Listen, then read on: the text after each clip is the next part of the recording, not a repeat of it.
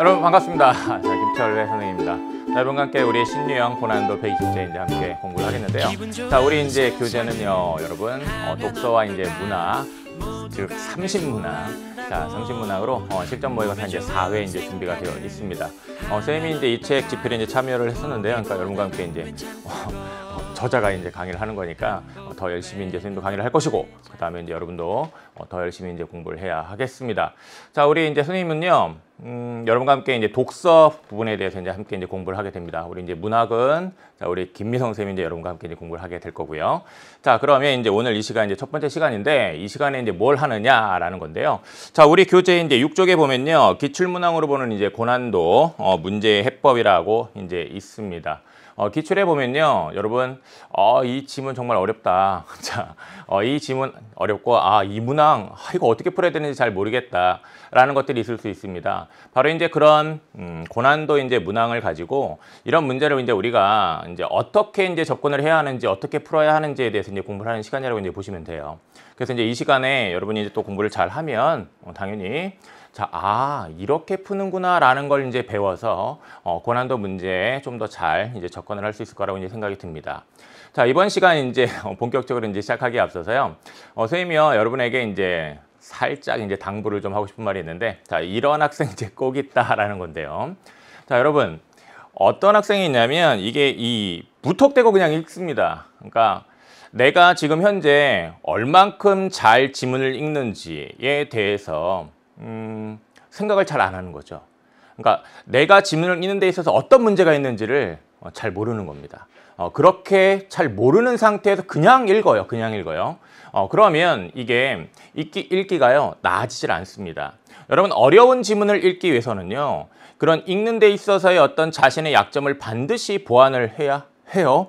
그런 걸 보완을 안 하는 상태에서 계속 읽으면 그냥 반복적으로 그냥 부족한 자신의 그런 읽기 능력을 가지고 계속 그냥 그 부족한 상태에서 그냥 읽고 그냥 읽다가 끝나는 거예요. 안 되겠죠, 그러면? 자, 그러면 어떻게 해야 되느냐? 읽는 방법을 알고 그 방법에 따라 내가 잘 읽을 수 있는지를 좀 점검하면서 보완하는 공부를 하셔야 됩니다. 그런 공부를 자, 우리 교재로 선생님이랑 그 다음에 우리 김민성 선생님이랑 같이 여러분이 함께 하겠습니다. 자, 그 다음에 이제 두 번째로 이제 또 어떤 학생이 또 있느냐라는 건데, 여러분 문제를 해결하는 데 있어서는 사고 과정, 방법이라는 게 있어요. 그런 그 사고 과정 방법을 알고 그에 따라 논리적 절차에 따라서 여러분이 사고를 딱딱딱 수행을 해야 됩니다. 그래야만 이 문제를 딱딱 떨어지는 느낌으로 답을 고를 수가 있거든요. 그런데 그렇지 않고 그냥 무턱대고 그냥 자신의 방법으로, 자신만의 방법으로, 사실 그 자신만의 방법이라는 게 어떤 논리적인 절차가 있는 게 아니죠. 어떤 그런 방법을 가지고 그냥 답만 고르려고 그냥 합니다. 그러다가 어느 날 답을 맞으면 좋다 그러고, 또 어느 날 또 많이 틀리면 어떡하지 하면서 막 걱정을 합니다. 자, 그러면 안 되고요. 자, 정확하게 어떤 사고 과정, 어떤 방법에 따라 자, 논리적으로 생각해서 답을 골라야 하는지 그것들을 여러분이 우리 자, 1강부터 자, 25강까지 같이 함께 공부를 하면서 여러분이 잘 익혀서 딱딱 떨어진 느낌으로 답을 잘 골라야 하겠습니다. 알겠죠? 자, 우리 1번과 2번 그 유형에 해당하는 그런 공부 안 하는 겁니다. 예, 좋아요. 자, 그러면 이제 우리 이제 본격적인 시작을 해보도록 하겠는데, 교재 6쪽입니다. 자, 교재 6쪽인데, 그 교재 6쪽에 보면 이제 독서부터 이제 나와 있어요. 이제 독서부터 나와 있는데, 자, 이 독서의 이제 기출문항을 가지고 이제 여러분과 함께 자, 어떻게 이제 문제의 답을 이제 골라야 하는지 살펴보도록 하겠는데, 근데 이제 이 문항만 우리 교재에 있어요. 문항만. 문학이 아니라 자, 문제만. 그래서 여러분이 이제 그 지문도 함께 가져다가 이제 공부를 할 수 있도록 선생님이 자료실에 이제 이 지문과 그 다음에 이제 문제가 함께 있는 자, 그런 보충 강의 자료를 이제 올려놨습니다. 이제 그걸 같이 함께 이제 출력을 해서 이제 봐도 되겠고요. 혹시 이제 내가 여기 교재에 지시되는 이 문제에 대해서 내가 지문을 좀 안다. 자, 그러면 뭐 교재만 갖고 공부를 해도 뭐 상관은 없겠습니다. 어쨌든 자, 이렇게 자료실에 있으니까 이제 그걸 활용하라는 말씀이에요. 자, 그러면 이제 먼저 우리 독서의 이제 39번 문제부터 이제 함께 이제 보도록 하겠는데, 이 39번 문제가 가를 바탕으로 보기의 상황을 이해한 내용으로 이제 적절한 것은이라고 되어 있습니다. 자, 거기 이제 뭐 그 위에 이제 설명이 쭉 나와 있는데 그 설명들은 이제 여러분이 한번 그냥 읽어보시면 돼요. 편하게 읽어보시면 되고 지금 이제 선생님이 강의에서 이제 말씀드리는 걸 잘 들어야 돼요. 자, 이 문제 가를 바탕으로 보기의 상황을 이해한다는 것은 뭐냐면 가라는 것은 당연히 어디 있겠어요? 지문에 있겠죠. 그죠? 자, 지문에 있는 정보를 보기의 구체적인 상황 사례에 갖다 적용을 하는 거예요. 적용을 하는 건데 이렇게 지문에 있는 정보를 갖다가 적용을 할 때 주로 이제 출제자들이 어떤 정보를 활용을 해서 이제 문제를 만드냐면 개념, 알겠습니까? 개념. 그 다음에 원리 방법. 개념이나 원리 방법. 특히 이 두 가지 정보를 가지고 문제를 많이 만들어요. 그렇기 때문에 지문에 어떤 개념이 있다. 개념을 설명해놨다. 그 다음에 어떤 원리라든가 어떻게 해야 하는지 그런 방법을 설명을 해놨다라고 한다면 그거는 반드시 문제의 답을 고르는 데 필요한 건데 근데 그 정보를 찾았다 하더라도 문제 답을 못 고를 수 있어요. 왜냐? 그 정보와 보기의 정보를 또 연결을 지어야 되거든요. 이렇게 딱 연결을 지어가지고 그 정보를 보기와 관련 지어서 어떤 사고 절차를 거쳐서 답을 도출해내야 되는데 그걸 잘 못하는 거죠. 그래서 그 논리적으로 답을 도출하는 과정까지는 여러분들이 잘 익혀야 해요. 자, 그럼 다시 자 지문에 어떤 정보가 이제 주로 이렇게 구체적인 상황 사례에 적용이 된다고요? 개념이라든가 원리 방법이라고 했습니다. 알겠습니까? 물론 이제 뭐 특징이라든가 그다음에 이제 견해 주장이라든가 이런 정보도요. 사례 상황에 많이 적용이 돼요. 근데 일단은 요 두 가지를 일단 좀 기억을 하세요. 차근차근 좀 늘려나가는 겁니다. 개념, 원리 방법 이걸 기억하시고요. 자, 그러면 지문을 좀 잠깐 이제 먼저 보도록 하겠는데 일단 여러분이 그 독서를 할 때는요. 지문 읽기 전에 문제를 자세히 막 뜯어보는 건 아니에요. 뜯어볼 필요는 없어요. 그냥 유형만 파악을 해도 돼요. 문두에서 어떤 핵심 정보를 이렇게 찾아낼 수 있는데 그 찾아낼 수 있는 거 있으면 찾아내고 그다음에 특별하게 이렇게 핵심 정보가 잘 찾아지지 않는다라고 한다면 일단 유형을 파악하셔야 되는데 뭐 이 39번 문항은 가를 바탕으로 보기의 상황을 이해하는 거니까 아 적용하는 거구나라는 유형 파악했잖아요. 그런 상태에서 개념 원리 방법에 관한 정보가 출제가 잘 되지라는 생각을 갖고 그러면 이제 지문을 읽으면서 그에 관한 정보를 주목하려고 해야 되는 거죠. 알겠습니까? 자, 그러면 지문을 이제 좀 보도록 하겠는데 이 지문을 보면 보험은 하고 이제 시작을 해요. 보험은 하고 시작을 하는데 보면 뭐 다수인이 위험 공동체를 형성하여 이제 당연히 보험료 내죠. 예, 보험료 냅니다. 그다음에 이제 사고 발생하면 당연히 보험금 지급하는 제도예요. 자, 이런 건 이제 우리가 상식적으로 이제 이해할 수 있습니다. 그죠? 자, 보험 상품을 구입한 사람은 장래에 우연한 사고로 인한 경제적 손실에 이제 대비할 수 있다. 그렇죠. 손실에 대비하기 위한 게 보험 아닙니까? 이런 건 이제 우리가 상식적으로 이해할 수 있어요.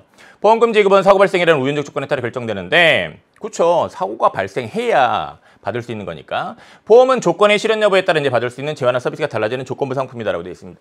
일단 1문단에서는 보험의 개념을 설명하고 있어요. 그렇죠? 보험이 어떤 것인지. 그렇다면 사실은 우리가 이런 보험의 개념에 관한 이런 정보를 사실은 정확하게 잘 짚어서 이제 우리가 중요하게 여겨야 되는데 우리가 일반적으로 또 보험에 대해서 알고 있는 것이 있기 때문에 사실 그렇게 어렵지 않게 이제 읽을 수 있는 거예요. 그렇기 때문에 이제 그냥 이렇게 넘어가는 건데 자, 이렇게 보험의 개념에 대해서 이제 파악을 한 상태에서 이제 2문단인데 이 2문단이 바로 그 가로 묶여 있는 부분이죠. 가로 묶여 있는 부분인데 그렇다면 자, 아까 유형 파악했잖아요. 그렇죠? 유형을 파악했으면 상황 사례에 적용하는 거 그러면 개념이나 원리 방법이 특히 중요한 정보 자 이걸 아는 상태란 말이에요. 그러면 그걸 아는 상태에서 이제 여기에서 그에 해당되는 정보를 여러분이 좀 더 적극적인 자세로 능동적인 자세로 이렇게 찾으려고 해야 되는 거예요. 정확하게. 자 보면 위험 공동체의 구성원이 납부하는 보험료와 지급받는 보험금은 위험 공동체의 사고 발생 확률을 근거로 산정된다라고 시작하고 있습니다. 그러면 이 단락에서 여러분 뭘 설명할 것 같아요? 자, 첫 번째 문장을 통해서 이 단락의 핵심 내용을 우리가 파악을 짓단 말이에요. 파악을 해보면 이거죠. 자, 여기 보험료 있습니다. 자, 그 다음에 여기 보험금 있습니다. 여러분 보험료랑 보험금이 뭔지는 알아요. 자, 내는 돈과 받는 돈이에요.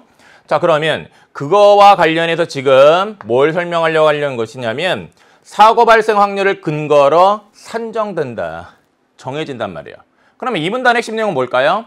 바로 보험료와 보험금을 산정하는 방법이죠. 그죠? 여기서 방법 설명하겠구나 라는 생각할 수 있단 말이에요.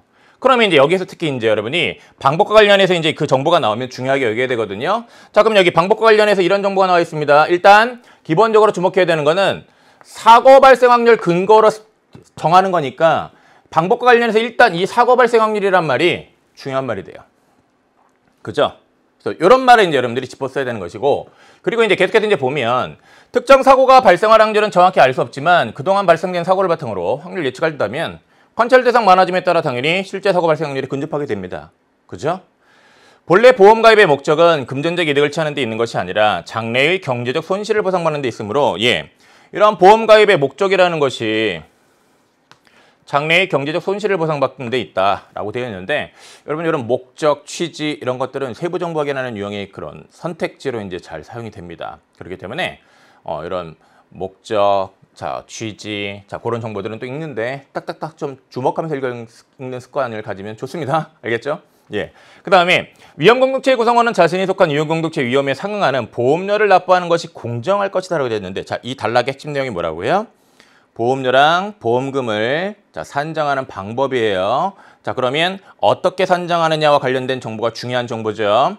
그렇죠? 그러면 어떻게 산정하느냐와 관련해 가지고 자, 여기 보면 이런 말이 있어요. 지금 자신이 속한 위험 공동체의 위험에 상응하는 보험료를 납부하는 것이 공정할 것이다. 그러면 그 위험에 상응하게 보험료를 정해야 되는 거죠. 그래야 공정한 거죠. 그죠? 자, 이렇게 자, 어떻게 해야 이제 공정한지를 설명했단 말이에요. 자, 그럼 또 보세요. 따라서 공정한 보험에서는 하면서 이제 나온단 말이에요. 그러면 일단 여기에서 여러분이 주목을 해야 되는 거는, 자, 이 공정한 보험이라는 이 말의 이 용어, 이게 뭐냐? 그러면 일단 여기서 여러분이 해야 되는 일은 이 공정한 보험의 개념도 파악을 했어야 돼요. 그죠? 자, 그리고 계속 보면 각자가 납부하는 보험료와 그가 지급받을 보험금에 대한 기대값이 일치해야 하며, 자, 중요한 이제 핵심 정보가 여기 나오는 거예요. 지금 여기 보면 보험료랑 그 다음에 보험금에 대한 기대값이 일치하도록 보험료와 보험금을 산정해야 공정한 보험이 된다는 얘기예요. 즉, 보험금과 보험료를 잘 정하게 된다는 얘기예요. 알겠습니까? 그렇다면 바로 이제 이 부분은 그런 공정한 보험금과 보험료를 산정하는 방법과 관련해서 핵심 정보가 되는 거죠. 그래서 자, 이거를 이제 여러분이 반드시 이렇게 주목을 했어야 됐고, 이 말은 결국 이제 정리를 하면 이거죠. 자, 보험료랑 그 다음에 뭐랑 같아야 됩니까? 보험금에 대한 기대값이 같아야 되는 거예요. 이런 보험금에 대한 기대값 같아야 되죠. 자, 그 다음에 계속 보겠습니다. 구성원 전체의 보험료 총액과 보험금 총액이 또 일치해야 된다. 그렇죠. 이게 방법과 관련해서 이렇게 일치하도록 정해야 된다니까. 그래서 이 말도 역시 중요한 말이 되는 겁니다. 그죠? 이게. 그러면 자, 여기 보험료 총액과 보험금 총액이 일치해야 된다. 그러면 결국은 자, 요렇게 이제 간단하게 이렇게 정리를 하는 것이 가능해요. 일치해야 됩니다. 그죠? 예. 자, 그리고 이때 보험금에 대한 기대값은 사고가 발생할 확률에 사고 발생 시 수령할 보험금을 곱한 값이다 라고 되어 있는데, 여기서 선생님이 또 하나 이제 여러분에게 굉장히 자, 중요하게 강조해야 할 이제 팁이라고 할 수 있겠습니다. 자, 근데 뭐냐면 보험금에 대한 기대값이라고 했어요. 자, 보험금에 대한 기대값은 그 다음에 사고가 발생할 확률에 자, 그 다음에 사고 발생 시 수령할 보험금을 뭐 한 거다? 곱한 거다. 이건 사칙연산이죠. 여러분 사칙연산 알죠? 더하기 빼기 곱하기 나누기 알죠? 자, 바로 이제 이 사칙연산에 관한 이런 정보가 요즘 최근 계속 한 3년 정도 된 것 같아요. 이 최근에 근래에 이제 한 3년 정도 계속 고난도 문제에 출제 요소로 활용되고 있습니다. 그 말은 무슨 말이냐면 이런 사칙연산에 관한 정보를 가지고 선택지를 좀 어렵게 만들 수 있다는 얘기죠. 뭐 간단합니다. 예를 들면 이런 거예요. 자, C는 A분의 B다. 자, 이런 식의 설명이 자, 지문에 있다고 쳐요. 그러면 이걸 선택지를 어떻게 만들 수 있냐면 이런 거예요. 자, 여러분 C랑 A는 무슨 관계일 것 같아요? C랑 A는 반비례 관계죠. 그죠? A 값이 커지면 C 값은 작아지죠. 그렇죠? 그 다음에 이제 A가 고정된 상태에서 자, 이 B값이 커지면 어떻게 되겠습니까? B값이 커지면 C값도 커지겠죠. 그럼 C랑 B는 무슨 관계예요? 비례 관계죠. 그러니까 이런 식이 있으면 이런 식을 가지고 그런 대상들 간의 그런 관계에 대한 선택지 서술이 가능하단 말이에요. 알겠습니까? 그리고 이제 그런 것은 이 식을 바탕으로 해서 한번 생각을 우리가 해줘야 돼, 머리로. 그렇잖아요. 그냥 눈으로만 이렇게 딱딱 확인해가지고 답을 고를 수 있는 문제는 쉬운 문제고 이렇게 한 번 더 생각을 해야 하는 문제가 어려운 문제잖아요. 그렇기 때문에 이런 식에 관한 이런 정보가 고난도 문제에 이제 출제 요소가 된다라는 건데 이런 걸 여러분이 좀 알고 자, 이런 사칙연산에 관한 정보가 나오면 중요하게 생각해야 됩니다. 더하기 빼기 곱하기 나누기. 알겠어요? 자, 그러면 그것도 이제 우리가 정리를 해보면 이거죠. 자, 이 보험금에 대한 이 기대값. 자, 이 기대값 관련해 가지고 그냥 선생님이 좀 약자로 쓸게요. 자, 이 보험금에 대한 기대값. 자, 이거는 자, 어떻게 한다? 사고 발생 확률. 그쵸? 곱하기 그 다음에 보험금이에요. 보험금. 그죠? 자, 이렇게 좀 줄여서 쓸게요. 자, 그 다음에 여기 또 이제 또 뭐가 나오고 있냐면 자, 보험금에 대한 보험료의 비율. 자, 보험료를 보험금으로 나눈 거. 사칙연산이네요, 나누기. 그죠? 자, 이걸 뭐라고 한다? 보험료율. 자, 그럼 이것도 역시 마찬가지로 핵심 정보가 되는 겁니다. 이 보험료율. 자, 줄여서 쓸게요. 보험료율은 자, 어떻게 됩니까? 보험금으로 보험료를 뭐 한 게 되는 거예요? 나눈 게 되는 겁니다. 보험금으로 보험료를 이렇게 나눈 거겠죠. 그죠? 자, 여기 지금 이 단락에 보면은 이렇게 챙겨야 되는 정보가 많아요. 많기 때문에 이제 여기를 읽는데 어려운 거고 이제 이런 정보를 가져다가 이제 문제 갖다 적용을 해야 되니까 그 문제도 이제 쉽지 않은 거예요. 그래서 이제 보면 보험률이 사고 발생률보다 이제 높으면 구성원 전체의 보험료 총액이 자, 이게 보세요. 보험료율이 사고 발생률보다 높다는 얘기는 아무래도 보험료 값이 좀 크다는 얘기죠.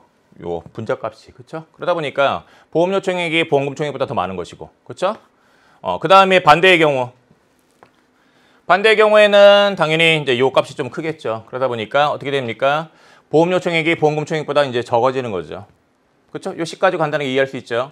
그 다음에 따라서 공정한 보험에서는 보험료율과 사고 발생률이 같아야 된다라고 또 이게 지금 중요한 거 나왔어요. 공정한 보험, 보험료를 이게 보험료와 보험금을 잘 정하기 위해서는 보험료율과 사고 발생 확률이 또 못해야 된다? 같아야 된다. 그래서 자, 요 보험료율이 뭐랑 같아야 된다? 사고 발생 확률과 같아야 된다. 자, 이런 것까지. 자, 여러분이 잘 챙겼어야 되는 겁니다. 자, 그러면 자, 이렇게 읽은 상태에서 이제 이 문제를 보면 여러분이 이 문제에 대해서 판단을 굉장히 잘 할 수가 있습니다. 잘 할 수가 있는데 자, 지금 이 문제는 뭐 여러분이 많이 풀어봤을 거예요. 지금 이제 이 시간에 여러분이 공부해야 되는 건 뭐냐면 일단 지금까지 선생님이랑 같이 지문을 봤는데 지문 읽을 때 자, 선생님이랑 같이 예측하기부터 했어요. 문제 유형 확인하고 문제 유형에 따라 이 지문이 어떤 정보가 핵심 정보일 것이다라는 걸 파악했고 그 다음에 그에 따라서 그에 해당되는 정보들을 이렇게 주목을 했고 그렇죠? 그리고 이제 이번 단계는 요 보기에 갖다 이제 이 정보를 관련 지어서 선택지를 판단하는 단계예요. 자, 이렇게 논리적인 쭉 이렇게 절차 과정이 있는 겁니다. 이 과정 자체를 이제 여러분들이 잘 수행할 수 있는지를 점검을 해야 되는 것이고 내가 이 절차 중에서 혹시 잘 못하는 게 뭔지를 파악하려고 해야 되는 겁니다. 이 시간에. 알겠어요? 자, 그러면 계속 보면 사고 발생 확률이 각각 이제 0.1과 0.2로 고정돼 있대요. 자, 그러면 보세요. 여기 지금 사고 발생 확률이 이 방금 전에 본 문단에서 중요하다라는 거 같이 짚었었잖아요. 바로 보기에 나오잖아요. 0.1과 0.2로 이제 고정되어 있어요. 그리고 자, A, B 자, 이렇게 나눌 수 있고 A와 B의 문제 모두 공정한 법이 항상 자, 이게 중요한 말. 공정한 보험이 항상 적용된다. 지금 공정한 보험에서 보험료와 보험금을 산정할 때 자, 그 방법과 관련해서 어떻게 산정해야 하는지와 관련해서 이제 고려해야 될 것들을 쭉 지금 질문을 찾았잖아요. 그렇죠? 꼭 그대로 여기다 적용할 수 있다는 얘기예요. 요 말이 있으니까. 각 구성원이 납부할 보험료와 사고 발생 시 지급받을 뭐예요? 당연히 보험료랑 보험금을 산정하려고 하겠죠. 이걸 가부분에서 설명했으니까. 자, 동일한 위험공동체의 구성원끼리 납부하는 보험료가 같고 지급받는 보험금이 같다. 보험료는 한꺼번에 이제 모두 납부한다고 되어 있습니다. 이제 뭐요? 선택지에 대한 판단이 흔들리지 않게끔 제한 조건 또 딱 걸어놨습니다. 그러면 이제 1번부터 보세요. A에서 보험료를 2배로 높이면 보험금은 2배가 되지만 보험금에 대한 기대값은 변하지 않는다고 되어 있는데 찾았잖아요. 보험료랑 보험금에 대한 기대값이 일치해야 돼요. 그러면 이걸 높이면 보험금에 대한 기대값도 같이 올라가야죠. 왜 변하지 않습니까? 금방 판단이 되잖아요. 그렇죠?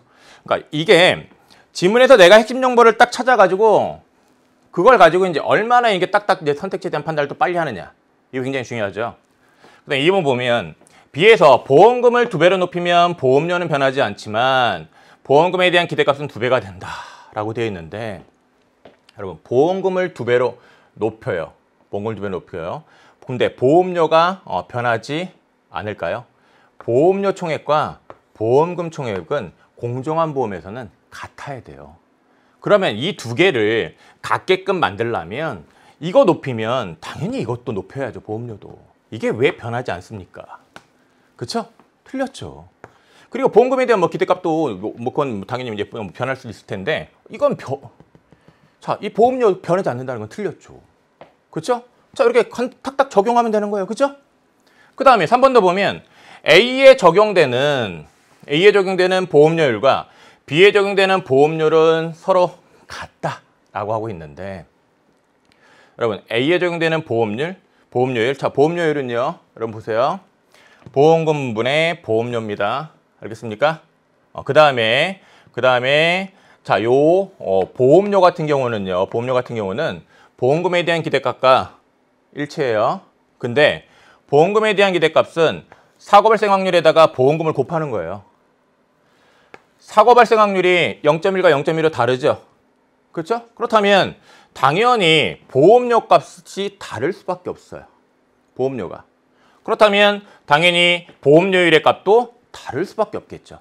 같다라고 얘기하면 안 되는 거죠. 그죠?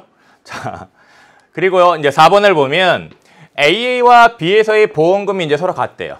보험금이 서로 같다면 A에서의 보험료는 B에서의 보험료의 이제 2배라고 하고 있는데, 자, 보험금이 같다라고 생각을 해보세요. 자, 보험금이 같다라고 한다면, 자, 여러분 보험금 같아요. 자, 이 값 고정이에요. 사고 발생 확률은 0.1과 0.1로 다릅니다. 그렇죠? 그에 따라 이제 보험금에 대한 기대값도 달라요. 그렇죠? 그러면 보험금에 대한 기대값은 결국은 B가 A의 2배네요. 0.1과 0.2니까. 그렇죠? 그러면 자, 여기 보험금에 대한 기대값과 보험료가 같아야 돼요. 그렇죠? 같아야 돼요. 그렇다면 어떻게 됩니까? 결국은 A에서의 보험료는 B에서의 보험료의 이제 2배라고 하고 있는데 A가 0.1이고 B가 0.2니까 B가 오히려 2배죠. 그러니까 A가 B에서의 보험료의 2배가 아니라 A 같은 경우에는 B에서의 보험료의 2분의 1배가 돼야죠. 그죠? 그래서 여기 있는 요 식을 가지고 또 역시 요 관계를 따져가지고 판단할 수가 있단 말이에요.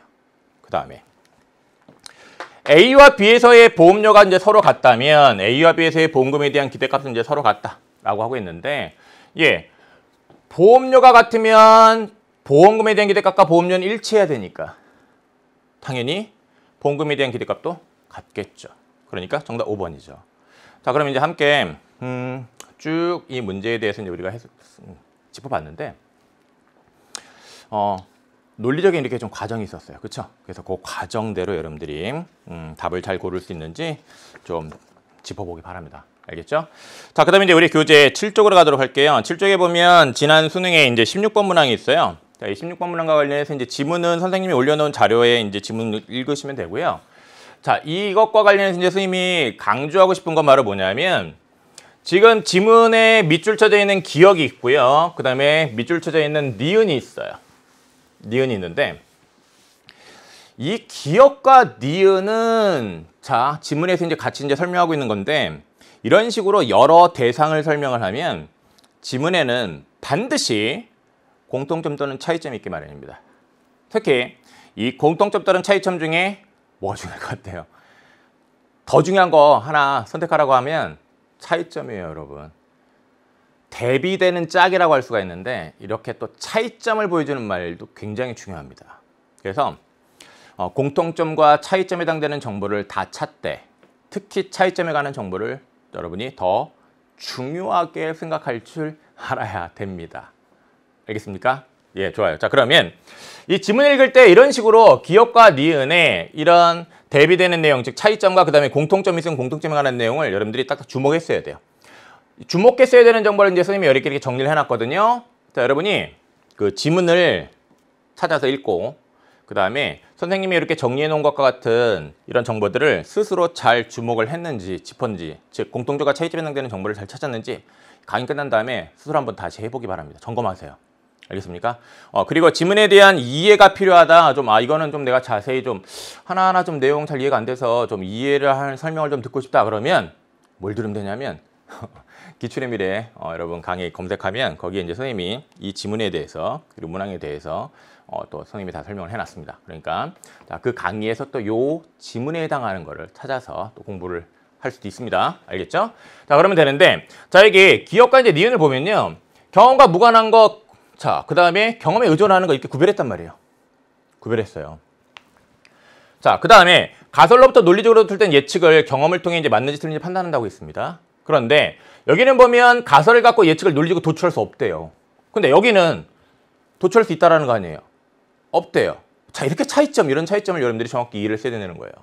그리고 자, 그러면 가설을 갖고 예측을 논리적으로 도출할 수 없다. 그러면 어떻게 해야 되느냐? 예측이라는 것은 자, 가설, 기존의 지식들 여러 조건 이걸 다 모두 합쳐야 이제 도출되는 거지. 이게 가설만 갖고 도출되는 게 아니라는 거예요. 차이점 딱 짚을 수 있죠? 차이점 짚을 수 있습니다. 그 다음에 전체 지식이 경험을 통한 시험의 대상이 된다라고 되어 있습니다. 경험을 통한 시험의 대상이 된다. 그럼 경험을 통해서 이게 어떤 그 확인, 판단할 수 있다는 얘기인데, 근데 여기도 마찬가지예요. 경험을 통해 또 맞는지 틀린지 판단한다는 거예요. 자, 논리적으로 도출된다. 자, 가설로부터 논리적으로 도출된다. 가설만 갖고 도출할 수 없다. 차이점. 그 다음에 경험을 통해 자, 판단한다. 자, 경험을 통해 판단한다예요. 그러니까 요건 공통점. 이렇게 차이점과 공통점. 이런 정보를 주목해야 된다라는 거죠. 그리고 뒤에도 마찬가지예요. 여러분 여기 보면 논리실증주의자, 포퍼. 자, 여기 보세요. 그 예측을 도출한 가설이 새로운 지식으로 추가된다라고 하고 있는데 이거는 지식이 개별적으로 이제 누적된다는 얘기예요. 지식이 이렇게 누적될 수 있다는 얘기예요. 알겠습니까? 물론 그리고 이제 이 안에서도 실증주의자와 포퍼의 차이점도 있습니다. 이런 차이점에 해당되는 내용, 자, 대비되는 짝이라고 이제 선생님이 설명을 하는데 그런 짝에 해당되는 내용도 세부적으로 이렇게 당연히 파악을 해야 되는데 어쨌든 자, 이런 정보를 주목한 상태에서 과인에 관한 얘기를 읽을 때 또 여러분이 어떤 얘기를 해야 되냐, 어떤 걸 이제 또 주목을 했어야 되냐면 여기 보세요. 자, 정보가 이제 제시되어 있는 순서대로 정리되어 있어서 이제 여기 있는데 지식의 변화가 개별적 지식이 단순히 누적되는 과정이 아님. 누적되는 과정이 아님. 차이점이잖아요. 차이점. 대비되는 짝. 이런 정보를 지문에서 놓치지 않고 읽어야 된다는 얘기예요. 이런 정보를 그냥 지나치면 놓치게 되면 생각만 해도 좀 아찔 좀 한데 자, 왜 그러냐면 여러분 지금 이 16번 문항이 출제된 지문은요. 지문이 길어요. 그리고 또 내용도 쉽지 않았습니다. 그런데 이런 정보를 그냥 지나친 상태에서 이제 16번처럼 세부 정보를 딱딱딱 확인을 해가지고 그 선택지에 대해서 하나하나 판단해야 되는 문항은 이렇게 그냥 지나친 정보가 문제에 출제되는 경우에 선택지에 나와 있는 경우에 그 선택지에 대한 판단을 하기 위해서는요. 관련 있는 정보를 다 찾아야 되잖아요. 여러분 모의고사에서는 혹시 그냥 이거 좀 귀찮은데? 라는 생각 가지고 그냥 지나칠 수 있는데 수능 달라요. 수능에서는 정말 이 마음가짐 태도부터가 평상시에 이제 또 모의고사 볼 때는 좀 다르기 때문에 다시 읽어요. 다시 읽어요. 그러면 그만큼 어떻게 됩니까? 시간이 엄청 더 오래 걸리게 되는 거고 그만큼 시간 오래 걸리는 만큼 뒤에서 제대로 집중할 수 있는 그런 여지가 줄어드는 거예요. 아찔하죠. 그렇죠?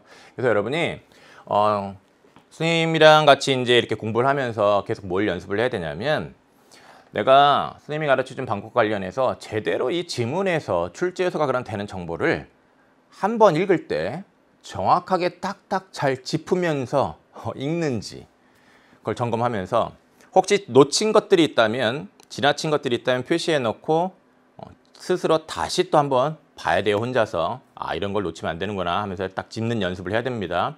그렇게 보완하는 공부를 좀 해야 돼요. 알겠습니까? 그렇게 보완해 나가는 공부를 하면 수능 때는요.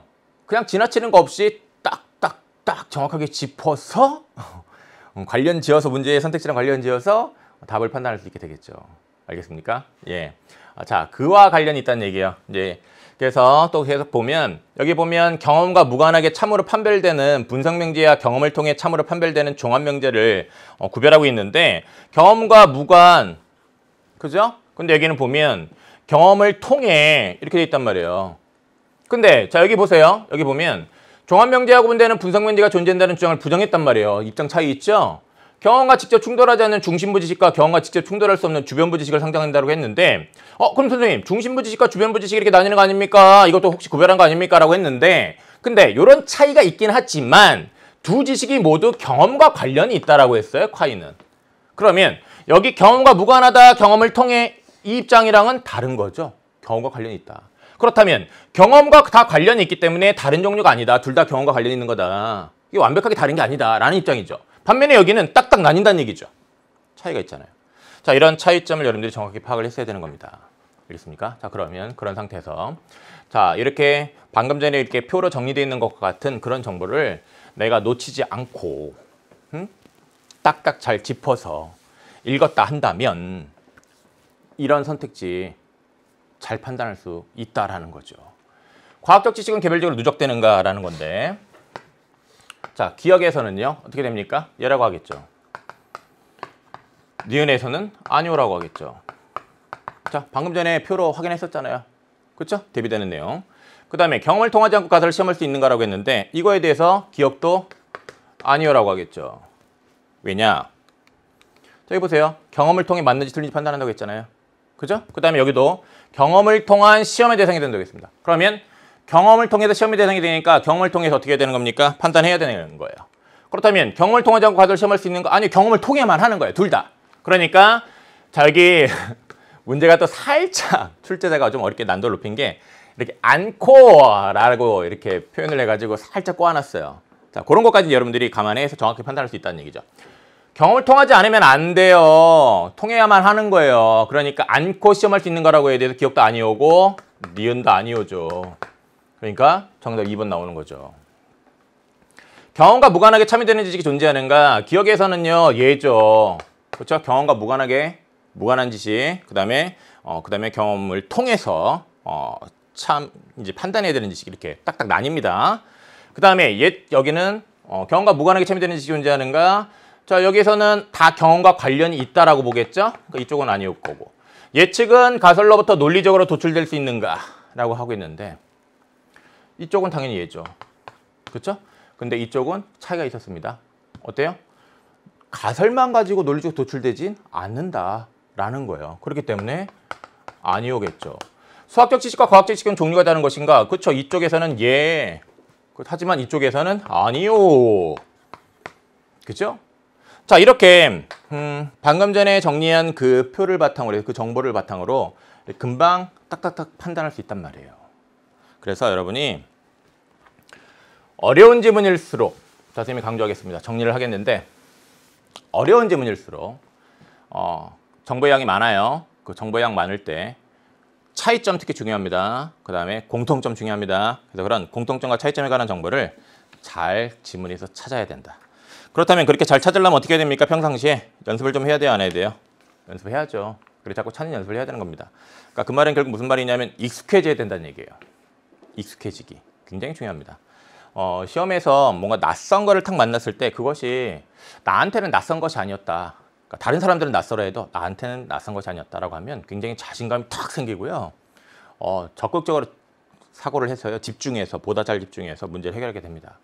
그렇게 될 수 있어야 됩니다. 알겠죠? 좋아요. 자, 그러면 이제 우리 교재 이제 8쪽으로 가도록 할게요.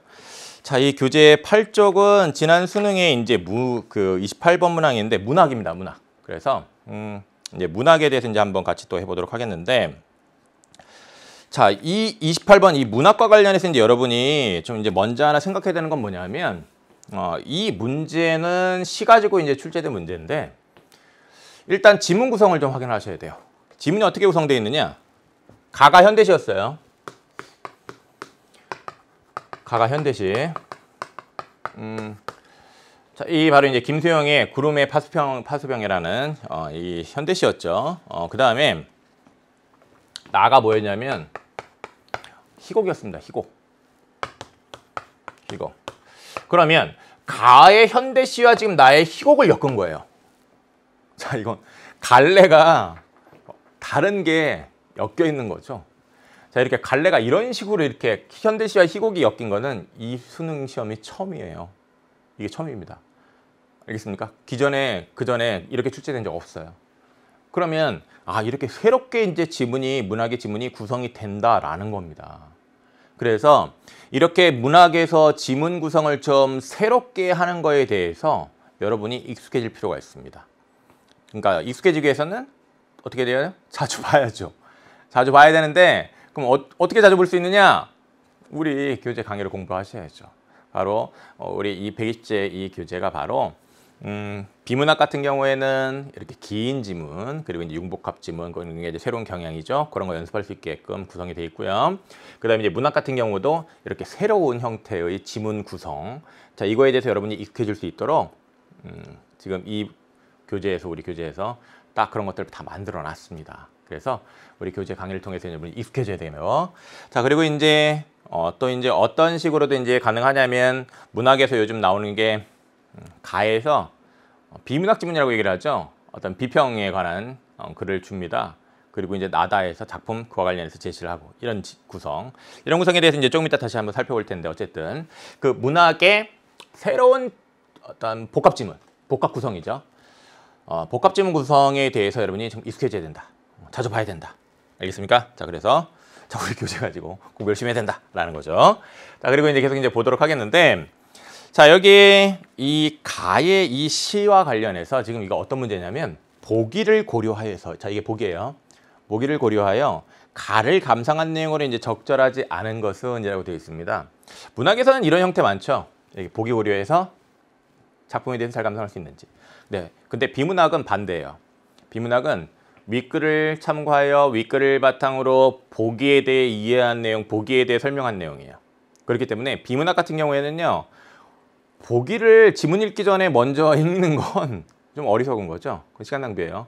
근데 문학 같은 거는 보기를 고려하여 가를 감상하는 거니까 이 순서에 따라서 여러분이 지문 읽기 전에 이 보기를 보고 그 다음에 보기의 핵심 내용을 좀 찾은 다음에 그 다음에 이 보기의 핵심 내용과 관련해서 그에 해당하는 정보를 작품에서 딱딱딱 잘 짚는 파악하는 읽기를 해야 돼요. 다시 간단히 정리를 하면 보기의 핵심 내용 요소를 찾아서 그 핵심 내용에 대응하는 내용 요소를 지문에서 찾을 수 있어야 된다고. 그게 바로 이 문학의 고난도 문제를 해결하는 가장 중요한 어떤 방법에 있어서 가장 중요한 지점입니다. 알겠어요? 자, 그럼 그렇게 해보겠는데 구름의 파수병에는 시와 생활 사이에 갈등하는 화자의 진솔한 자기 성찰이 드러난다. 여러분, 이거는요, 뭐 작품 거의 주제에 해당되는 거 아닙니까? 자기 성찰? 그러면 당연히 중요한 정보 아닙니까? 그렇죠? 그러면 여러분이 이 시를 읽을 때 자기 성찰에 관한 내용을 여러분이 찾아야 돼요. 화자는 생활에 몰두하려는 자, 생활에 몰두하려는 자가 있고요. 그 다음에 이러한 자를 극복하고자 하면서 시를 새롭게 지향하려는 자가 있는 거예요. 그러면 자, 이 두 개의 자 서로 대비되는 거죠. 문학이든 비문학이든 이렇게 대비되는 내용이 있으면 하여튼 중요한 거예요. 선생님이랑 같이 이제 공부 여러 강의를 통해서 이제 같이 해온 친구들은 이 대비되는 짝이 얼마나 중요한지 잘 알고 있을 텐데 혹시 이제 선생님이랑 같이 처음 공부하는 친구들도 이 대비되는 짝은 하여튼 무조건 시험 문제 출제 요소라고 생각하시면 돼요. 알겠죠? 예. 자, 그러면 여기 이거 대비되는 짝인데 요 두 자를 그러면 지문에서 읽을 때 찾아야 돼요, 안 찾아야 돼요? 찾아야죠. 기억은 시선을 고정하려는 태도나 움츠러들어 있는 이미지라고 했습니다. 그러면 여러분 이 정서 태도와 관련해서 이제 정보가 제시되어 있는데 보세요. 자, 고정하려는 태도나 움츠러드는 이미지. 반면에 니은과 같은 경우에는 보세요. 벗어나 변보예요. 그러면 벗어난다라는 거는 고정되어 있는 게 아닙니다. 바뀌는 거죠. 변화하는 거죠. 그러면 고정과 벗어나 이게 또 역시 서로 대비되는 내용이란 말이에요. 그러니까 이렇게 대비되는 내용 다 중요하게 생각하시는 거예요. 중요하게 생각하고 그 다음에 자 여기 보세요. 날아간다. 날아간다라는 건 고정되어 있는 게 아니에요. 날아간다라는 건 날아가는데 딱 멈춰 있는 상태에서 계속 날아갈 수 있어요? 아니에요. 고정되어 있는 거 아닙니다. 그렇다면 바로 이 날아간이 어떤 벗어나와 관련이 있다는 얘기예요. 니은으로의 변모랑. 그래서 바로 이런 날아간 제비를 떠올리다가 반역의 이제 정신을 추구하는 데 이른다라고 되어 있습니다. 그렇죠? 자 그러면 이것과 관련해서 여러분들이 자 시를 읽을 때 이거에 해당되는 그런 정보들을 여러분들이 딱딱 짚으면서 읽어야 되는 건데 자 선생님이 시를 좀 읽을게요. 혹시 자료실에서 이제 이 보충 강의 자료를 내려받지 않고 자 교재만 보는 학생들 자 그 학생들 그냥 일단 들으세요. 그 다음에 보충 강의 자료 있는 학생들 같이 보면 되겠고 처음에 시작할 때 이렇게 시작하잖아요. 만약에 나라는 사람을 유심히 들여다본다고 하자. 1년에서 이렇게 시작해요. 뭐 하는 겁니까? 성찰. 그렇죠? 그 다음에 계속해서 보면 나는 내가 시와는 반역된 생활을 하고 있다는 것을 알 것이다. 시와는 반역된 생활. 이거 뭐랑 읽어줘야 되겠어요? 시와는 반역된다. 그 다음에 여기에서 이제 또 보면 시와 생활에 몰두하는 것이 서로 대비가 된단 말이에요. 이 시 안에서. 그러면 시와는 반역된 생활이라는 것은 생활에 몰두하려는 자와 관련이 있겠죠.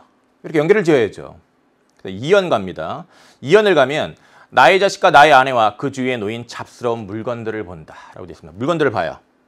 물건들 봅니다. 그 다음에 3년을 보면 그리고 나는 이미 정해진 물체만을 보기로 결심하고 있는데 자 여기 읽을 때 이것도 올렸어야 되는 거예요. 보세요. 시선을 고정하려는. 지금 방금 전에 뭐라고 했죠? 잡스러운 물건을 본다. 그 다음에 이미 정해진 물체만을 보기로. 정해진 물체만을 본다는 얘기는 시선이 뭐 되어 있는 거예요? 고정되어 있는 거 아니에요. 그래서 그 시를 읽을 때, 그 부분을 읽을 때 바로 이 기억의 자 여기 이 기억과 관련해서 이 보기에 지시되는 이 핵심 정보를 거기다 갖다 연결을 시켜야 되는 거예요. 알겠습니까? 그래서 나는 이미 정해진 물체만을 보긴다라는 것은 시선을 고정하려는 태도랑 관련이 있구나 라고 이렇게 파악을 했어야 되고 그렇게 파악해서 이제 이해했다라고 한다면 2번 자 나는 이미 정해진 물체만을 보기로 결심하고 여기 나와 있죠. 선택지에 바로 기억과 니은의 갈등을 해소한 화자의 심정을 드러낸 것이겠군. 맞아요? 아니죠. 기억의 상태와 관련이 있는 거예요. 기억. 생활에 몰두하려는 자와 관련이 있는 거예요. 시선을 고정하려는 태도니까. 갈등이 해소된 게 아니에요. 여전히 갈등이 있는 상태죠. 그렇다면 답 금방 나오는 거죠. 2번으로. 자, 이렇게 골라야 되는 거죠. 그죠? 예. 자, 그 다음에 또 계속해서 이제 좀 더 보도록 하겠는데, 자, 반역된 생활하고 있다. 성찰이 오죠. 이것도 뭐 금방 이렇게 이제 여러분이 판단되죠. 판단되는 거고, 사연에 보면, 함부로 흘리는 피가 싫어서 이다지 낡아 빠진 생활을 하는 것은 아니리라. 먼지 낀 잡초 위에 잠자는 구름이요. 뭐 이렇게 얘기를 합니다. 그러면서 철늦은 거미같이 존재 없이 살기도 어려운 일. 여러분 시를 쓰면서 생활한다는 건 참 쉽지 않은 일입니다. 시인으로서 살아간다는 것이 우리 경제적으로 굉장히 힘든 일이에요. 여러분이 대학 가고 해서 좀 시에도 관심을 갖고 시집도 좀 사고 그랬으면 이제 선생님도 좋겠는데 이 시인으로서만 이렇게 살아간다는 게 경제적 수입이 굉장히 적기 때문에 굉장히 힘든 일이에요. 그렇기 때문에 여기에 이 화자도 이제 어떤 그런 것 사이에 어떤 갈등을 하고 있는 거죠. 갈등하는 건데 방독한가 마루한 칸가 말쑥한 부엌과 애처로운 철을 거느리고 외양만이라도 남과 같이 살아간다는 것이 이다지도 쑥스러울 수가 있을까? 이렇게 봅니다. 시를 배반하고 사는 마음이요. 자, 시를 배반하고 어떤 또 생활에 이렇게 좀 신경을 더 자꾸 쓰게 된단 말이에요. 자신은 시를 통해서 어떤 부정한 것이 있다면 그 부정한 것 잘못됐다. 자기가 억압되어 있다면 그건 잘못됐다고 얘기를 할 수 있어야 되는데 그렇게 못하고 있다는 얘기예요. 그죠? 그래서 자, 그러로 인한 이제 갈등이 있는 건데 그러면서 이제 계속 보면 6년 끝에 보면 날아간 제비와 같이라고 합니다. 날아간 제비 나옵니다. 그러면서 7년에 날아간 제비와 같이 자국도 꿈도 없이 어디로인지 알 수 없으나 어디로이든 가야 할 반역의 정신. 자, 이 현재 자 화자는 생활에 몰두하려는 자와 그 다음에 시를 새롭게 지향하는 자, 이것들 사이에 어떤 갈등이 있는데 자 지금 끝은 이제 어떻게 끝나고 있다는 얘기하고 있냐면 기억으로부터 이제 기억에서 벗어나 니은으로 변모하고자 한다라는 거예요. 그래서 이제 날아간 제비를 떠올리다가 반역의 정신을 추구하는데 이른다고 하겠는데 이렇게 반역의 정신을 추구하는데 이르는 것은 니은으로의 변모와 관련이 있는 거예요. 그죠? 그래서 6년에 어디로이든 가야 할 반역의 정신. 자, 이런 거 바로 뭐예요? 기억에서 니은으로 어떤 나아가고자 하는 것과 관련돼서 이해를 해야 되는 거예요. 그렇기 때문에 자, 여기 어디로이든 가야 한다라는 것은 기억에서 니은으로 나아가는 것을 이해할 수 있는 거죠. 그리고 거기 이제 7년 받고 8년 보면 나는 지금 산정에 있다. 시를 반역한 채로. 이 메마른 산정에서 오랫동안 꿈도 없이 바라봐야 할 구름. 그리고 그 구름 이 파수병인 나. 이렇게 끝난단 말이에요. 그럼 그 메마른 산정에서 결국은 자, 구름의 파수병이 되고 있는데 이건 결국은 이 보기에 따른다면 기억에서 니은으로 변모해서 반역의 정신을 추구하는 거란 말이에요. 그러니까 결국 메마른 산정에서 지향하는 반역의 정신은 니은에 추구하는 거 맞죠? 그죠? 그리고 구름의 파수병은 두 자의 갈등 속에서 시를 새롭게 지향하려는 화자의 의식이 반영된 이미지겠군이라고 되는데 그렇죠. 반영의 정신을 추구하는데 이른 화자의 모습이 구름의 파수병이니까 두 자의 갈등 속에서 시를 새롭게 지향하는 화자의 인식이 반영된 이미지죠. 5번도 맞는 거죠. 자, 그럼 지금 이제 쌤이랑 같이 무엇을 연습했냐면 일단 문학에서는 보기가 있으면 특히 보기를 고려해 작품 감상하라고 하면 그 보기는 먼저 읽는다. 그리고 이런 식으로 핵심 내용을 찾는다. 그렇죠? 그리고 이 핵심 내용에 해당되는 부분을 작품에서 정확하게 딱딱 찾는다. 이 연습 꼭 해야 됩니다. 그래야 어려운 문제 풀 수 있습니다. 명심하시고요. 그래서 이 시간에 문학 보기 있는 문제와 관련해서 문제 해법으로 쌤이 제시해 드렸습니다. 지금 방금. 그 다음에 이제 우리 교재 9쪽에 있는 걸 한번 이제 보도록 하겠는데 자, 이 9쪽에 있는 문제는요. 여러분 그 소설에서 이제 나온 문제인데 22번인데 가를 바탕으로 나에 대해 학습 활동을 수행한 내용을 이제 적절하지 않은 것이라고 되어 있습니다. 이게 지문은 지금 우리 교재에 없어요. 이제 이 지문 간단하게 이제 짚어볼 건데 일단 이 지문이 어떻게 구성되어 있는지에 대해서 여러분이 좀 이해를 해야 되는데 일단 이렇게 먼저 가에 비평글이 제시가 됩니다. 그 다음에 나다에 이제 작품이 제시가 되는데 이 지난 수능의 이제 특징은 뭐냐면 이렇게 비평글을 준 다음에 그 다음에 나에서는 고전소설, 다에서는 현대소설을 줬어요. 두 개의 소설을 엮은 거죠. 이것도 역시 그 전에 수능에 전혀 출제되지 않았던 지문 구성입니다. 새로운 지문 구성이죠. 그렇기 때문에 이런 새롭게 이렇게 지문이 구성되는 거에 대해서는 여러분이 익숙해져야 되는데 참 그걸 위해서 이제 함께 또 우리 이 신유형의 고난도 120제로 이제 같이 공부하는 거죠. 자, 익숙해져야 됩니다. 자, 그러면 이제 지문 구성의 특징에 대해서 살펴봤고, 그러면 이런 식의 지문이 이제 출제가 되었을 때 내가 어떻게 해야 되느냐라는 건데, 일단 여러분 이걸 좀 생각하세요. 이런 비평글의 핵심 내용은 결국 뭐가 되는 거냐면, 비평글의 핵심은 작가 관련해서 어떤 작가의식, 주제의식이죠. 주제와 관련된 내용이죠. 이런 건 당연히 핵심 정보입니다. 알겠습니까? 자, 그 다음에 어떤 작품의 어떤 부분 장면과 관련해서 아니면 시어식과 관련해서 어떤 의미를 설명했다. 당연히 중요한 정보겠죠. 그 다음에 어떤 작품의 어떤 부분이 어떤 역할을 수행한다. 어떤 기능을 수행한다. 라는 이런 정보. 당연히 중요합니다. 그리고 어떤 그 작품의 특징에 관한 정보. 당연히 중요한 정보가 되죠. 바로 이제 이 정보들이에요. 이 정보들이 늘 출제가 되고요. 늘 여러분이 주목해서 답을 고르는 데 써먹어야 되는 정보입니다. 그러면 이런 비평글을 읽을 때 어떤 정보에 주목해야 되냐? 이런 정보. 그러면 이걸 알고 있다면 딱딱 어떻게 읽냐면 보세요. 뭐 전쟁을 다룬 소설 중에서 이제 어떻게 쭉쭉 나갑니다. 그러면서 이제 박시전이라는 이 작품에 대해서 이제 설명을 하는데 특히 이제 후반부에 대한 설명을 합니다. 그러면 이제 여기서 이제 주목해야 되는 게 뭐냐면 조선 사람들의 욕망이 반영되어 있다라는 거죠. 즉 실존인물 용골대를 물리치는 장면을 중심으로 이제 허가됐는데 그래서 여기 보면 여성은 전쟁의 큰 피해자였는데 비극적 체험을 이제 재구성해 가지고요. 자, 여기 이제 욕망이 담겨 있는데 계속 보면 여성 인물과 적군이 전투를 벌이는 이제 장면을 설정하고 있는데 이야기는 조선 사람들의 슬픔을 위로하고 희생자를 추모하는 그러면서 공동체로서의 연대감을 강화하는 역할을 한 거죠. 이런 역할을 한 거죠. 그죠? 지금 선생님이 딱 요거에 해당되는 정보에 주목한 거예요. 이렇게 핵심 정보에 빨리 주목하면서 읽어야 된다는 얘기예요. 알겠습니까? 자, 그 다음에 이제 이 시장과 전장에 대한 현대소설에 대해서 이제 설명을 하는데 자, 이 작품은 전쟁이 남긴 상흔을 직시하고 좌절하지 않으려는 작가의지, 작가의식과 관련된 정보죠.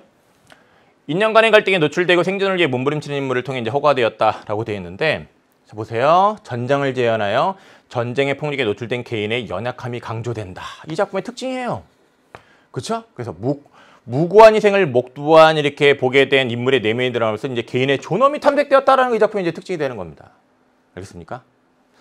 자, 이런 식으로 여러분이 이제 읽을 줄 알아야 돼요.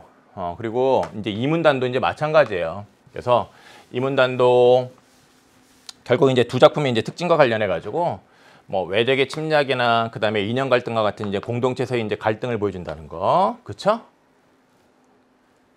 그다음에 이어지는 거 보면 뭐 이제 폭력적 전쟁의 폭력 문제 있는 거죠, 그렇죠? 그다음에 계속 이제 보면 저기 보시면 뭐 아군이나 모두가 민간인의 죽음조차 외면하거나 자신의 명분에 따른 이용한다는 이제 폭력성을 띈다, 폭력성 띈다, 그런 폭력성을 보여준다는 얘기고. 그다음에 이제 또 이제 이 두 작품의 이제 특징으로 뭘 제시를 하고 있냐면 대치하는 전선만이 아니다. 전쟁터란 전장과 후방, 가해자와 피해자가 구분되지 않는 혼돈의 현장이다 라는 거죠. 그래서 이제 비극적인 거다라는 거죠. 자, 요런 뭐 이 두 작품의 또 역시 특징에 관한 이런 정보를 여러분들이 주목하면 읽었으면 하는 겁니다. 알겠습니까? 자, 그리고 자, 이렇게 읽은 상태에서 이제 이 문제에 대해서 이제 여러분이 답을 이제 고를 수 있어야 되는데, 이 문제는 가를 바탕으로 나에 대해 학습 활동을 수행한 내용으로 적절하지 않은 것은이에요. 그러니까 가가 지문이죠. 그렇죠? 그다음에 이제 나가 곧 밑에 아래 있는 또 지문이고. 그러니까 지문 읽기 전에 이 보기부터 볼 필요는 없었습니다. 그렇죠? 예.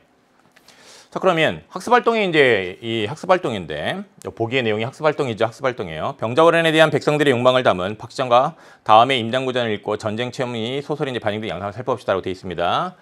그러면서 이제 여기에 바로 이제 임장군전에 이제 이런 내용이 나와 제시가 되어 있는데, 이런 임장군전의 이제 내용과 관련해서 이제 여러분들이 선택지에 대한 판단을 했으면 돼요. 뭐 문제는 그렇게 아주 어려운 문제는 아니었는데, 근데 이제 여기서 선생님이 여러분에게 이제 같이 짚어줄 건 뭐냐면 1번 선택지를 보세요. 1번 선택지를 보면 인물에 대한 백성들의 소망. 이거 본 거예요, 안 본 거예요? 본 거죠. 방금 전에 가에서 읽은 거예요. 욕망. 사람들의 욕망. 2번도 보세요. 임장군전에 상서를 보낸 것에 대해 서술자가 또 슬픔을 토로하는 것은이라고 되어 있는데, 여기 보면 뭐 산천초목이다 슬퍼하더라 라고 이제 서술자의 개입을 통해서 서술자가 이제 슬퍼한다는 얘기가 있습니다. 패전한 나라의 백성이라는 연대감, 공동체의 연대감. 방금 전에 가에서 읽었던 내용이죠. 그 다음에 3번. 나와 임장군전에서 모두 용골대가 부정적인 모습을 그려진 데는 나에도 부정적으로 그려져 있고요. 여기도 보면 교만이 자심하여, 교만이 매우 심하여 이 용골대. 부정적인 모습으로 제시되어 있습니다. 자, 이런 거. 백성들이 겪었던 패전의 고통, 어떤 전쟁으로 인한 고통, 그죠? 그 다음에 4번, 나에서는 박씨의 용서를 통해 라고 되는데, 박씨의 용서는 너그럽고 관대한 존재로서 이 청나라 군사들을 이제 살려보내주는 건데, 그걸 통해서 어떤 민족적 자존감 우월식 보여주는 거죠. 역시 어떤 역할 기능에 관한 정보인데, 임장군전에서는 용골대의 승전비 건립을 통해 조선 백성들의 희생에 대한 추모의식, 조선 백성들의 희생에 대한 추모의식도 역시 가에서 읽었던, 우리가 주목했던 부분이죠. 근데 조선 백성들의 희생에 대한 추모의식을 보여주는 것이 박씨의 용서 부분이냐? 아니죠. 박씨의 용서, 박씨를 용서한다는 건 어떤 민족적인 우월의식 이런 걸 보여주는 거란 말이에요. 그리고 여기에 용골대에 이런 승전비를 세우는 것도 거드럭거리며요. 어떤 자신의 어떤 그런 전공을 아주 그냥 내세워가지고 아주 그냥 자랑하려고 하는 그냥, 그죠? 거들먹거리는 태도란 말이에요. 그렇다면 4번 선택지는 가의 그런 비평글의 내용과 작품 본문의 내용을 잘못 연결한 거예요. 그러니까 선생님이 또 아까 얘기했는데 문학 문제 풀 때는 뭐가 중요하다? 자, 작품 감상하는데 자, 준거가 되는 정보, 보기에 제시가 되어 있을 수도 있고 이렇게 지문에 가에 제시가 되어 있을 수도 있습니다. 그럼 그런 내용에서 핵심 내용을 짚어요. 그리고 그런 핵심 내용과 작품의 본문의 내용을 서로 관련 있는 것을 잘 짝을 지어야 되는 거예요. 이렇게 짝을 잘못 지은 것이 적절하지 않은 것이 또 되니까. 적절한 건 당연히 짝을 잘 지은 것이고. 그래서 그런 것만 딱딱 잘 파악할 수 있으면 이런 문제에 정말 잘 금방금방 해결할 수 있다는 거죠. 5번도 간단합니다. 임장군전과 달리 나에서 이제 이렇게 얘기를 하고 있는데 패전의 상실감을 위로받고자 하는 백성들의 욕망. 가에서 우리가 주목했던 부분이잖아요. 욕망.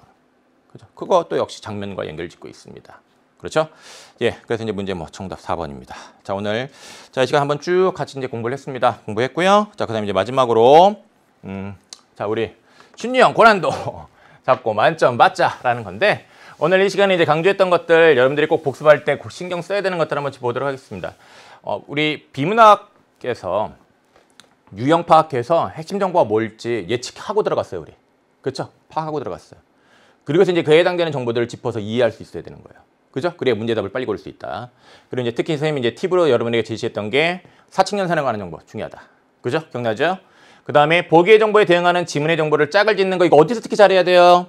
문학에서. 그리고 문학의 복합 지문 구성이라고 되어 있는데 가에 흔히 보기에 제시되던 정보가 가에 제시가 되는 경우가 있어요. 그 경우에도 가의 핵심 내용 찾아가지고 똑같아요. 보기와 지문의 짝차 쓰듯이 가의 핵심 내용과 대응하는 내용 요소를 다에 제시되어 있는 작품에서 찾을 수 있어야 돼요. 그래야 대응력이 높아지는 거예요. 알겠죠? 자, 이런 공부 꼭 하기 바랍니다.